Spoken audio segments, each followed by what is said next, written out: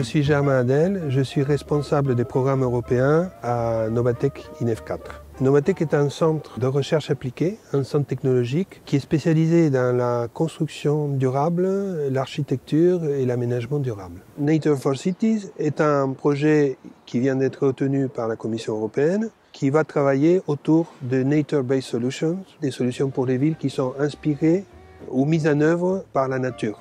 C'est un projet sur la ville, mais qui traite la ville de façon globale.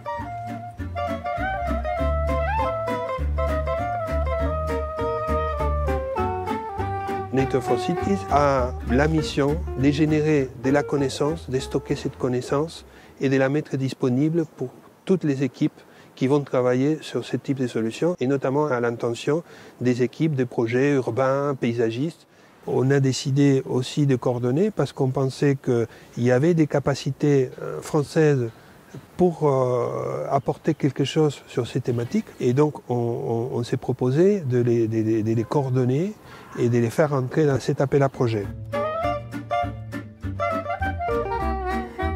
Pourquoi on y va ?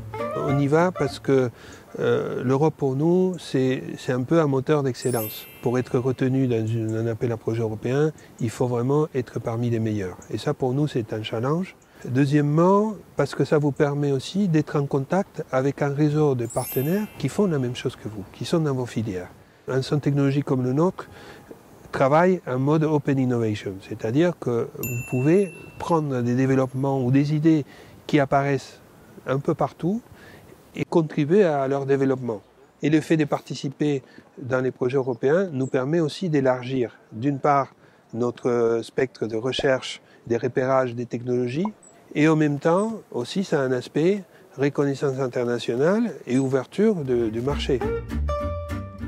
Il faut absolument aller à Bruxelles, il faut aller en premier lieu aux Info Days, parce que c'est là que vous avez toutes les informations qui viennent de la Commission, qui ne sont pas écrites dans l'appel à projet, mais vous avez des project officers qui vont vous expliquer quels sont les attendus, qui vont lire entre les lignes de ces textes, et ils vont vous expliquer. Donc c'est très utile d'y aller pour ça, mais aussi parce que vous allez rencontrer d'autres partenaires potentiels, des coordinateurs de projets qui sont en train de faire du recrutement pour leurs idées de projet, et c'est la meilleure façon de démarrer dans les projets européens.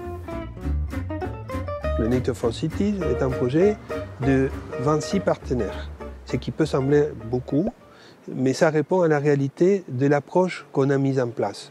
Nous faisions à l'époque une analyse stratégique que l'Europe voulait cette base de connaissances autour des Nature-Based Solutions, mais nous on a décidé qu'il fallait aussi apporter notre savoir-faire dans l'intégration des technologies dans les propres projets.